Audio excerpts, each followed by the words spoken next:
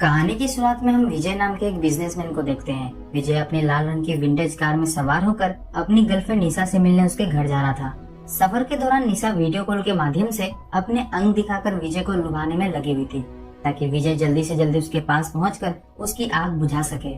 विजय भी निशा के अंग को देखकर अपने चिराग को घिसने में लगा हुआ था। तभी उसे उसके बॉस का कॉल आता है। दरअसल विजय के बॉस रिश्ते में उसके ससुर लगते थे और विजय उन्हीं की कंपनी में सीईओ के पोस्ट पर तैनात था। विजय की किसी बेवकूफी की वजह से हाल ही में कंपनी को भारी नुकसान का सामना करना पड़ा था। इसलिए विजय के ससुर जी यानी कि बॉस ने बोर्ड ऑफ डायरेक्टर्स की अर्जेंट मीटिंग बुलाई थी। उसी मीटिंग में विजय को इन्वाइट करने के लिए ही उसके बॉस ने उसे कॉल किया था। हालांकि विजय काम का बहाना बनाकर मीटिंग में ना जाने की काफी कोशिशें करता है, पर उसके ससुर जी आज उसकी एक नहीं सुनते और चुपचाप टाइम से मीटिंग में पहुंच जाने के लिए कहकर फोन काट देते हैं। अब परेशान विजय तुरंत अपनी बीवी अनीता को कॉल लगाता है और उसे किसी तरह अपने पापा को समझाने के लिए कहता है। लेकिन अनीता तो खुद ही बोर्ड ऑफ डायरेक्टर्स की एक मेंबर थी और वो भी मीटिंग में जाने वाली थी, इसलिए वो भी विजय की एक नहीं सुनती।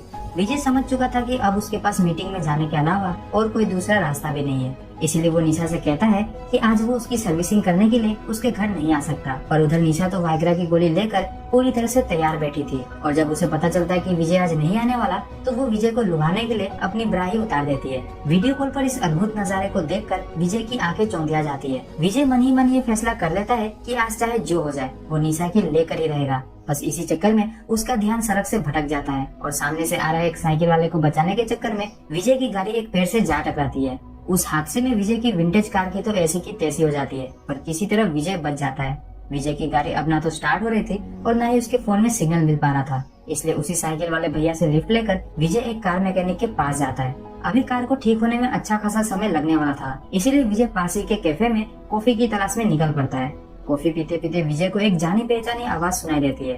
उस आवाज का पीछा करते हुए जब वह कम्युनिटी हॉल के अंदर जाता है, तब वहाँ उसकी मुलाकात शांति से होती है, जो कि पेशे से एक डांस टीचर थी। शांति की नजर जब विजय पर पड़ती है तो उसके चेहरे से सारी मुस्कुराहट गायब हो जाती है। विजय उससे बात करने की कोशिश करता है, पर शांति उसे नजरअंदाज करते हुए अपने घर जाने के लिए निकल जाती है। विजय भी शांति का पीछा करने लगता है। विजय की बातों से ऐसा लग रहा था कि मानो वो शांति को बहुत पहले से ही जानता हो। इसी दौरान विजय के हाथों से सारी कॉफी उछलकर शांति के ब्लाउज पर गिर जाती है, जिसके लिए विजय उससे माफी भी मांगता है। हालांकि विजय की आंखों में दिख रहे हवस को देखकर कोई भी यह अनुमान लगा सकता है कि उसने ये गिरी हुई हरकत जानबूझकर की है। शांति विजय से कहती है कि उसे यहाँ से चले जाना चाहिए, वरना उसे देर हो जाएगी। तभी उधर से गुजर रहे एक पुलिस वाले की नजर उन दोनों पर पड़ती है और वो तुरंत विजय के पिछवाड़े में डंडा डालने उसके पास पहुँच जाता है। पर हम सब जानते हैं कि ऊपर वाले भैया तब तक अपनी गाड़ी आगे नहीं बढ़ाते जब तक उन्हें ओटीपी नहीं मिल जाता।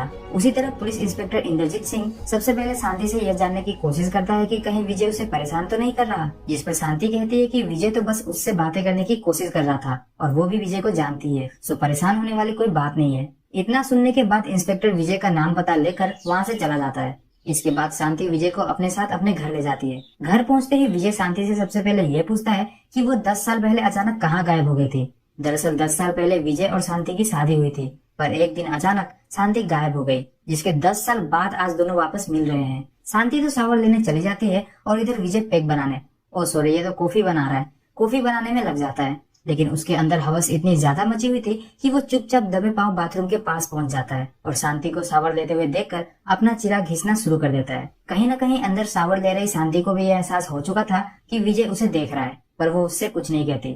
शावर लेने के बाद जब वो बाहर आती है तब विजय उसे गर्मा गर्म अदरक वाली चाय बनाकर देता है। फिर चाय पीते पीते शांति 10 साल पहले अचानक गायब होने के पीछे का कारण बताती है। वो बताती है कि उस दिन जब वो नर्सिंग होम से अपने घर जा रही थी, तब रास्ते में उसे एक आदमी मिला जो कि उससे नर्सिंग होम का पता पूछ रहा था। उस आदमी के साथ उसकी प्रेग्नेंट बीवी भी मौजूद थी, जो कि गाड़ी में बैठी दर्द से करा रही थी। इसलिए शांति उनकी मदद करने के लिए उनके साथ उनकी गाड़ी में बैठ गई। फिर उसके साथ क्या हुआ उसे कुछ याद नहीं। जब उसे होश आया तब वो किसी दूसरे शहर में थी। उसने विजय से संपर्क करने की काफी कोशिशें भी की, पर वो असफल रही। उसे लग रहा था कि शायद कोई है जो उसे जान से मारना चाहता है, इसलिए वो काफी डर गई थी और यहाँ इस शहर में आकर बस गई। विजय शांति से पूछता है कि आखिरकार वो उस दिन नर्सिंग होम गई ही क्यों थी। तब शांति उसे बताती है कि वो प्रेग्नेंट थी और विजय को सरप्राइज देने वाली थी। हालांकि मिसकैरेज की वजह से शांति ने वो बच्चा खो दिया। इसी दौरान विजय और शांति के बीच नजदीकियां बढ़ने लगती है और दोनों लिप लॉक में बिजी हो जाते हैं। तभी शांति खुद पर कंट्रोल करते हुए विजय से दूर हट जाती है और उससे उसकी नई जिंदगी के बारे में पूछती है। तब विजय उसे बताता है कि उसने अपनी क्लासमेट अनीता से शादी कर ली है और अब उसके 2 बेटे भी है, जो कि 5वीं और 8वीं कक्षा में पढ़ते हैं। साथ ही साथ वो अपने ससुर जी की कंपनी का सीईओ भी बन चुका है। विजय शांति से उसके साथ चलने के लिए कहता है ताकि वो अनीता से मिल सके, और शांति अनीता से मिलने से मना कर देती है। दरअसल शांति को अनीता पर शक था कि 10 साल पहले उस कपल के द्वारा उसे किडनैप करके दूसरे शहर में ले जाने के पीछे जरूर अनीता का ही हाथ होगा। दरअसल विजय, शांति और अनीता तीनों क्लासमेट्स थे और एक ही साथ घूमा फिरा करते थे। अनीता शुरू से ही विजय को लाइक किया करती थी। अब क्योंकि अनीता दिखने में शांति से ज्यादा खूबसूरत थी, इसलिए शांति हमेशा उससे जेलस फील करती थी। लेकिन विजय शांति से प्यार करता था और फिर आगे चलकर दोनों ने शादी भी कर ली। फिर एक दिन विजय ने अपने घर पर एक हाउस पार्टी रखी जिसमें अनीता भी आई हुई थी। उसी रात शांति ने एक प्रेगनेंसी टेस्ट किट की मदद से अपना प्रेगनेंसी टेस्ट किया, जिससे उसे पता चला कि वो जल्द ही मां बनने वाली है।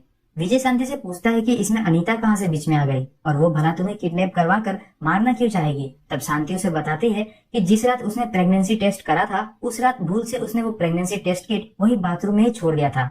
बाद में जब वो प्रेगनेंसी टेस्ट किट लेने वापस बाथरूम में गई तब उसने वहाँ अनीता को देखा, जिसका मतलब ये हुआ कि अनीता को शांति के प्रेग्नेंट होने के बारे में पता चल चुका था और अनीता के पास पैसों की तो कोई कमी है नहीं, तो हो सकता है कि अनीता ने ही उस कपल को पैसे देकर शांति को रास्ते से हटाने की कोशिश की हो ताकि अनीता खुद विजय के साथ रह सके। विजय शांति से पूछता है कि क्या उसे अभी भी उस कपल का चेहरा याद है। शांति कहती है कि हाँ, भले ही उस बात को अब 10 साल हो गए हो पर आज भी उसे उस कपल का चेहरा याद है, मानो ये कल की ही बात हो। इस पर विजय कहता है कि अगर हम उस कपल को ढूंढ ले और ये साबित हो जाए कि अनीता ने ही उन्हें शांति को गायब करने के पैसे दिए थे, तब अनीता को कड़ी से कड़ी सजा मिलेगी। इस पर शांति कहती है कि अब इन सब का कोई फायदा नहीं। लेकिन तभी विजय के अंदर का हवस फूट पड़ता है और वो शांति पर टूट पड़ता है। फिर दोनों दबादबी, किसिंग और पता नहीं क्या क्या करते हैं, पर जो भी करते हैं वो अगले आधे घंटे तक चलता ही रहता है। काम खत्म होने के बाद विजय एक गहरी सांस लेता है और शांति उसकी बाहों में अपना सर रखकर कहती है कि पिछली बार हमने जब किया था तब मैं सीधे प्रेग्नेंट हो गई थी, अब अगर इस बार हो गई तो क्या होगा। इस पर विजय कहता है कि तुम टेंशन मत लो, इस बार मैंने समय से पहले ही तलवार बाहर खींच ली थी और फिर भी अगर तुम्हें डाउट हो तो रेड ब्लू टेस्ट कर लेना। रेड ब्लू टेस्ट का नाम सुनते ही शांति के दिमाग में एक बिजली सी कौन जाती है। वो विजय से पूछती है कि आखिर उसे रेड ब्लू टेस्ट के बारे में कैसे पता। वो टेस्ट किट तो इंडिया में मिलती भी नहीं, उसकी फ्रेंड कनाडा से उसके लिए लेकर आई थी। इतना सुनते ही विजय के तोते उड़ जाते हैं और वो पलक झपकते ही एक पिलो की मदद से शांति का मुंह दबाकर उसे मार डालता है। दरअसल वो विजय ही था जिसने उस कपल को शांति को ठिकाने लगाने के पैसे दिए थे। विजय को पता था कि अनीता भी उससे प्यार करती है और अनीता अपने पापा की इकलौती बेटी थी। अगर वो अनीता से शादी कर लेगा तो आज नहीं तो कल अनीता के पापा अपनी सारी जायदाद उसके हवाले तो कर ही देंगे। इसलिए विजय ने शांति से पीछा छुड़ाने का मन बना लिया। अब शांति के गायब होने के बाद विजय को लगा कि उस कपल ने शांति को ठिकाने लगा दिया है, इसलिए उसने अनीता से शादी कर ली। पर 10 साल बाद जब उसकी शांति से मुलाकात हुई तो उसके तोते उड़ गए और तो और शांति को उस कपल का चेहरा भी याद था, जिसकी वजह से विजय मुसीबत में पड़ सकता था। इसलिए उसने शांति को मार डाला ताकि उसका ये राज ही रह सके। अब इससे पहले कि विजय वहाँ से निकल पाता, पुलिस इंस्पेक्टर इंद्रजीत शांति से मिलने उसके दरवाजे पर आ पहुंचता है। लेकिन काफी देर तक दरवाजा खटखटाने के बाद भी जब कोई दरवाजा खोलने नहीं आता तो वो बाद में आने का मन बनाकर वहाँ से जाने लगता है। तभी कोने में छुपे विजय के शरीर से एक प्लेट टकराकर नीचे गिर पड़ता है। प्लेट टूटने की आवाज सुनकर इंस्पेक्टर इंद्रजीत के कान खड़े हो जाते हैं। वो तुरंत बाहर डोरमेट के नीचे रखे डुप्लीकेट चाबी की मदद से घर का दरवाजा खोलकर अंदर आने लगता है। तभी विजय खिड़की से कूदकर उस घर से बाहर निकल जाता है। विजय भागता हुआ उस जगह पर पहुंचता है जहां उसकी गाड़ी का एक्सीडेंट हुआ था। वो देखता है कि कुछ लोग उसकी गाड़ी से एक लाश बाहर निकालने में लगे हुए थे। ये लाश और किसी की नहीं बल्कि खुद विजय की ही थी। विजय जब खुद की लाश देखता है तब उसकी आंखों के सामने घोर अंधेरा छा जाता है। उसे समझ नहीं आ रहा होता है कि आखिर ये सब हो क्या रहा है। तभी वहाँ शांति आती है और मुस्कुराते हुए विजय से कहती है, मैं कहा था ना, निकल जाओ वरना लेट हो जाओगे। अपने बगल में शांति को देखकर विजय की चीख निकल पड़ती है और ये कहानी यहीं पर समाप्त हो जाती है। वैसे क्या ये दो आत्माओं का मिलन था? आपको क्या लगता है? हमें कमेंट करके जरूर बताइएगा। साथ ही साथ इस सीरीज में और भी 3 कहानियां मौजूद है। क्या आप उन कहानियों का भी एक्सप्लेनेशन देखना चाहेंगे? वैसे हमें पता है कि हमें काफी ज्यादा लेट हो चुका है, पर कोई नहीं। अगर 10 लोगों ने भी ये कमेंट किया कि उन्हें आगे की 3 कहानियों का एक्सप्लेनेशन देखना है तो हम वीडियोस जरूर लाएंगे। वैसे हमारी टीम को इस सीरीज में सबसे इंटरेस्टिंग कहानी विजय और शांति वाली ये लगी।